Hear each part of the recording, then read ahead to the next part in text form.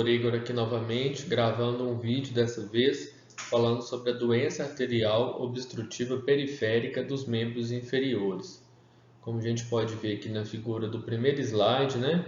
Aqui à esquerda a gente tem uma artéria normal, sem obstrução, sem estenose ao fluxo sanguíneo. E na figura da direita a gente já tem o que a gente chama de placa, que é uma formação de colesterol, gordura, de plaquetas, de fibrina, que vai impedir o fluxo sanguíneo, impedir ou dificultar o fluxo sanguíneo, dependendo da gravidade da doença. Então, o que é essa doença? A doença arterial obstrutiva periférica, ou DAOP, ou DAP. É o estreitamento da luz, né, da artéria, das pernas aqui no caso. Pode acontecer no coração também, que provoca angina, provoca infarto. Pode acontecer também nas artérias carótidas, né, que pode levar ao AVC. Mas aqui especificamente a gente está falando das pernas, certo? Então, estreitamento devido à placa de ateroma, de aterosclerose, obstrução das pernas, como eu falei anteriormente, por placas contendo gordura, contendo cálcio, contendo plaquetas, contendo fibrina, certo? E os fatores de risco para essa doença, pessoal? Os principais são esses: tabagismo, a hipertensão arterial, o diabetes e a dislipidemia, que é conhecido como colesterol alto. São esses os principais, tá? O sedentarismo, a obesidade também são fatores de risco, tá? Mas assim, os principais são esses aqui, que vão levar ao entupimento das artérias da perna, podendo levar à perda do membro, podendo levar também a consequências mais graves, como o AVC, como o infarto agudo do miocárdio, certo?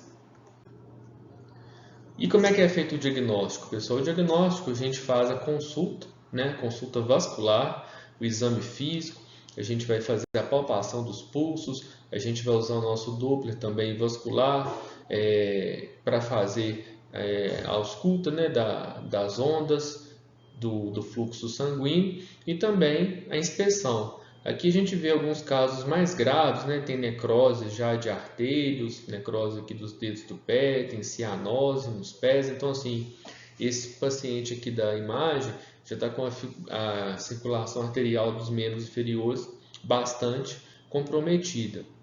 Geralmente, os pacientes têm a claudicação intermitente, certo? O que é a claudicação intermitente?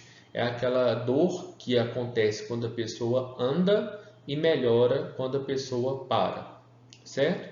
Também sintomas e sinais como membros frios, perda de pelos, lesões, úlceras nos pés que não cicatrizam, geralmente em pacientes com diabetes descompensada, em pacientes que fumam, né, tabagistas.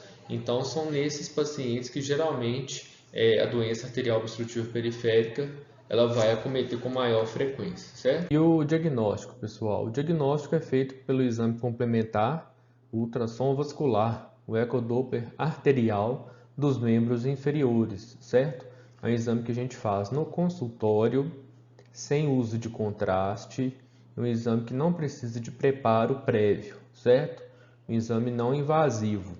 Com ele, a gente vai ter uma noção do que está acontecendo com o sistema arterial dos membros inferiores. Após a consulta vascular, o especialista vai indicar, vai fazer o pedido deste exame, que é um exame, como eu disse, feito no consultório do angiologista ou do cirurgião vascular. Então, pessoal, o tratamento é feito em dois pilares, principalmente a mudança no estilo de vida e no medicamentoso, para aqueles pacientes que não têm dor em repouso nem lesões tróficas, né? Necrose, como eu mostrei em algumas imagens anteriormente, certo?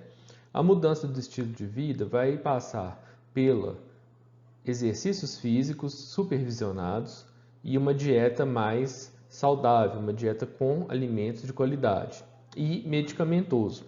E é fundamental também fazer o controle do diabetes e da hipertensão arterial. Nos pacientes que fumam, tem que abandonar o tabagismo, tá? E naqueles pacientes, como eu mostrei nas figuras anteriores, que têm lesões tróficas, aí já é o tratamento cirúrgico, certo? Além do medicamentoso, além da mudança de estilo de vida, mas aí tem que fazer o tratamento cirúrgico, tá? Então, o que eu queria que ficasse dessa apresentação é o seguinte: a doença arterial obstrutiva periférica, realmente, o paciente geralmente tem maior medo de perder o membro, perder o dedo, perder perna, certo? Mas ele tem que estar ciente que a vida dele é que está em risco se ele tiver doença arterial obstrutiva periférica e não fizer o controle do diabetes, não fizer o controle da hipertensão e não fizer o controle também da doença arterial obstrutiva periférica, certo? Ele tem chances aumentadas de quem não tem a doença de ter acidente vascular encefálico, infarto agudo do miocárdio e também insuficiência renal, tá?